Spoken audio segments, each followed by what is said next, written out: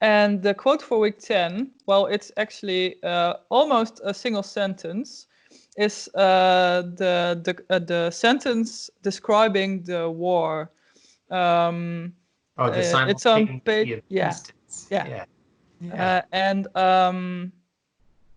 I've chosen the quote because the war only has losers, and it's depicted in that sentence as well.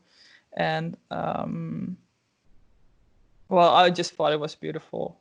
And I digress, because the question is, throughout the book, when you describe something, you zoom in really far, almost microscopic, and then you blow it out. You go back ages and ages to ancient history, and I can imagine it takes a lot of research to write something like that.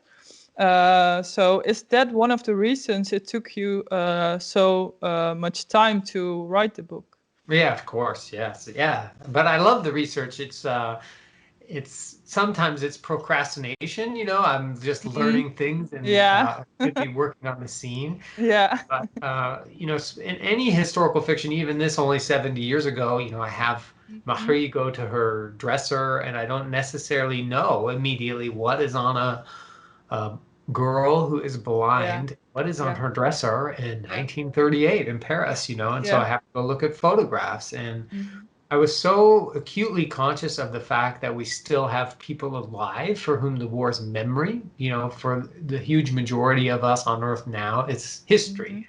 But there are people who we lose every day who remember the war, and you owe it to them to be as careful as you can. You're never going to get everything right. And I'm still trying to tell a compelling story. So I don't want to just get lost in that microscopic detail. But I'm also trying to transport you know, make a little time machine out of this book. And the only way to really do that is to get as many details right as you can. So, yeah, research is in some ways, I'm a fiction writer just because I want to go learn interesting things. Go find out interesting things.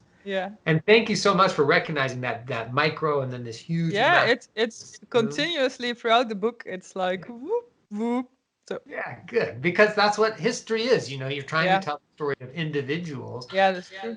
Remind them that these are just two particles in this huge river moving through time, filled with millions of other particles. And but what storytelling and fiction writing can do is it can take these huge moments. You know, you can't ever sit down and say, I'm going to write a novel about love, but you can write a novel about what one individual feels like when she's in love, and somehow then, ironically, that particular becomes a universal. It becomes about love itself.